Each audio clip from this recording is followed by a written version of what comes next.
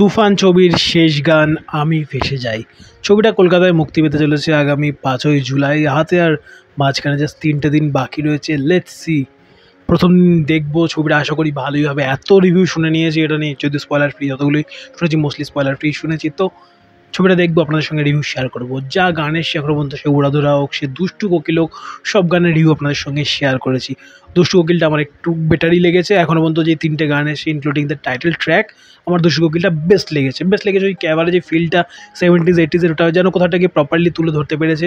এবং তার সঙ্গে বাংলাদেশি ছবির নিরিখে যদি বলি, কমার্শিয়াল ছবির গান হিসেবে অনেক বেটার হচ্ছে সে লুক অ্যান্ড ফিল।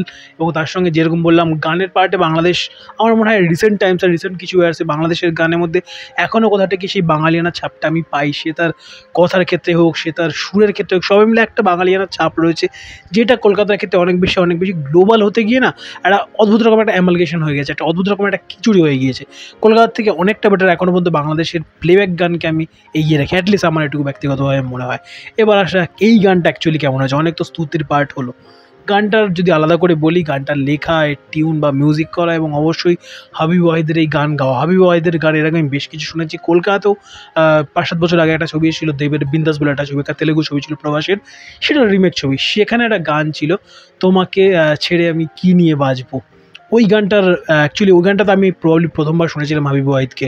এবং পরবর্তীকালে তার অনেক গান শুনি। জিওর জামানাটা শুরু হওয়ার পরে, যখন ওই কোথাটা গিয়ে কাঁটাতারের বেড়াজাল কোথাটা গিয়ে আফটার ওই 4G রেভলিউশন বা ফ্রি 4G রেভলিউশন কোথাটা গিয়ে আরও অনেক বেশি বাড়তে শুরু করে, এবং তারপর দুই দেশের গান শোনা অনেক বেশি বাড়ে। অ্যাটলিস্ট আমার জন্য তো তাই হচ্ছিলো, বাকিদের কথা আমি জানি না। তো ওই গানটা আমি প্রথমবার শুনেছিলাম, এবং সেখানে তার ভয়েসের যে টেক্সচারটা কোথা থেকে যেন আলাদা করে। কিছু কিছু ভয়েস থাকে এরকম, যেরকম ধরেন আমাদের যদি বম্বের ক্ষেত্রে বলি, কবিতা কৃষ্ণমূর্তির ভয়েস, কুমার শানুর ভয়েস, উদিত নারায়ণের ভয়েস, অভিজিৎ ভট্টাচার্যের ভয়েস, কিংবা বাবুল সুপ্রিয়র ভয়েস। এই ভয়েসগুলো না কোথাটা গিয়ে মানে একটু বাকিদের থেকে হালকা হলেও আলাদা। কিংবা কেকের ভয়েস, এই ব্যাপারটা কোথাটা গিয়ে এই কোথাটা গিয়ে ইউনিক আইডেন্টিটি তাদেরকে এত বছর ধরে লেজেন্ড করে রেখেছে, এবং তাদেরকে এত বছর ধরে আমাদের কোথাটা গিয়ে মনের মণিকোঠায় রেখে দিয়েছে। তো এরকম একটা ইউনিক একটা টেক্সচার ছিল, বা আমার প্রথমবারের জন্য লেগেছিল ওই গানটা শুনে হাবিব ওয়াহিদের ভয়েসটা। তো তারপরে তার বেনি খুলে এলো চুলে আসো যখন দেখি, গানটা যখন শুনি বেশ পছন্দের একটা গান। এছাড়াও তার অনেক গান রয়েছে আমার পছন্দের। তো তার ভয়েসটা যেন এই গানটাকে একটা অন্য মাত্রায় নিয়ে গেছে, লিরিক্স এবং কম্পোজিশন মিলে এমপিথিটা যেরকম হয়েছে। মানে ওভারঅল যদি বলি গানটা বেশ ভালো। তবে একটা যদি কম্প্যারিজন টানি, রায়ান রাফির শেষ ছবি সুড়ঙ্গ, স্টার্ড বাই আফরান নিশো, তমা মির্জা, সেই ছবিটাতে একটা গান ছিল গা ছুঁয়ে বলো। ওই গানটা কোথাটা গিয়ে আমার এখনও পর্যন্ত রায়ান রাফির আমি যত ছবি দেখেছি, তার কমার্শিয়াল অ্যাপ্রোচে বানানো ছবিগুলো, সেখানে যত গান শুনেছি এখনও পর্যন্ত আমার সবথেকে পছন্দের গান সেই গা ছুঁয়ে বলো, ছেড়ে যাবে না কখনো। আমি খারাপ বলছি না একবারও, আমি ফেসে যাই গানটাকে। বাট কোথা থেকে রায়হান রাফির ছবি, তার হাত থেকে বেরোনো বা তার মস্তিষ্কবশত কোনো কাজ, যখন সেখানে একটা গানের যদি তুলনা করি, তবে এখনও পর্যন্ত গা ছুঁয়ে বলো আমার জন্য বেস্ট। সেই লেভেলে না হলেও গানটা কিন্তু বেশ ভালো একটা গান হয়েছে। এবারে হলে যখন দেখবো কোন পজিশনে রাখা হয়েছে তার উপর ডিপেন্ড করছে, কারণ এখানে অনেক র্যান্ডাম মনে হলো, অ্যাটলিস্ট ভিডিও দেখে অনেক র্যান্ডাম কাটস বিভিন্ন জায়গা থেকে এনে এনে বসিয়ে একটা গান তৈরি করার চেষ্টা হয়েছে। তো এখানে যেন যে, বাট এটা যদি অ্যাকচুয়ালি হলে হয়ে থাকে তাহলে আমি জানি না কতদূর সিঙ্ক্রোনাইজ করবে। বাট ওভারঅল যদি বলি, আমার এই গানটা ভিডিও এবং অডিওর এই সিঙ্ক্রোনাইজেশনটা আমার হালকা কম লেগেছে। যদি এটা যদি অ্যাকচুয়ালি হলেও যদি তাই হয়ে থাকে, কারণ অনেকগুলো মনে হলো জাস্ট র্যান্ডাম শর্ট এনে এখানে বসিয়ে দেওয়া, কোথা থেকে ওই গানের লিরিক্সের সঙ্গে যাচ্ছে না। ওই একটা জায়গাতে যেখানে মায়ার পার্টটা বলে, সেখানে অ্যাকচুয়ালি দেখে মায়া লাগে। ওই বাসে যেভাবে নাবিলা হাতটা ধরে কাঁধে মাথা রেখে শুয়ে রয়েছে বা বসে রয়েছে, ওই পার্টটা বেশ ভালো লাগে। এবং ওভারঅল যে গানটা জুড়ে যে কালার এবং লুক অ্যান্ড ফিল যেরকম প্রোভাইড করেছে, সেই রাতের দৃশ্যগুলোতে হোক কিংবা দিনের দৃশ্যগুলোকে আলাদা করে সেগুলোতে কালার কারেকশানে কাজ করা, সবাই মিলে লুক অ্যান্ড ফিল, এবং এই গানটা অ্যাজ MP3 পার্ট যদি বলি শুধুমাত্র, আমার বেশ ভালো লেগেছে। তাছাড়া যদি বলি ভিডিওটা, বললাম যে র্যান্ডাম এনে বসিয়েছে, তো সেদিক থেকে আমার একটু মনে যেন কেমন যেন একটা খাপছাড়া ব্যাপার লাগছে, যেন গানের সঙ্গে সিঙ্ক্রোনাইজ হচ্ছে না 1-2 জায়গা ছাড়া।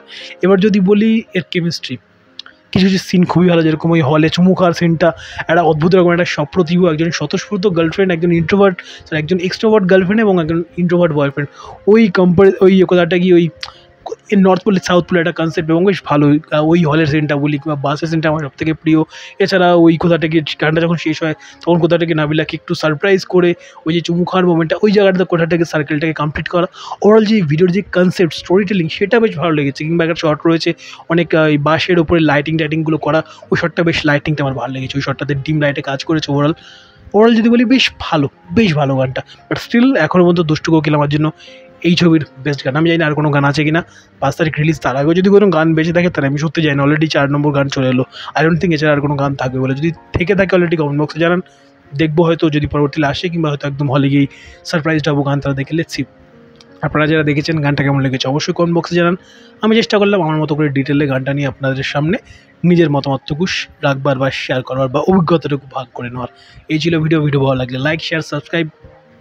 চ্যানেলে ভিডিও প্রথমবারের জন্য দেখে থাকলে চ্যানেলটাকে সাবস্ক্রাইব করুন, পাশে থাকা নোটি বাটনটাতে অল নোটিফিকেশন অন করে চ্যানেলের সঙ্গে থাকতে ভুলবেন না। এবং অবশ্যই তুফান যারা দেখেছেন বাংলাদেশে কমেন্ট বক্সে জানান কেমন লেগেছে আপনাদের তুফান ছবিটা। প্লিজ স্পয়লার দেবেন না, স্পয়লার ছাড়া জানান অবশ্যই। আর 3-4 দিনের অপেক্ষা যাই হলে দেখি আপনাদের সঙ্গে শেয়ার করব নিজের অনেস্ট মতামতটুকু। Bye bye.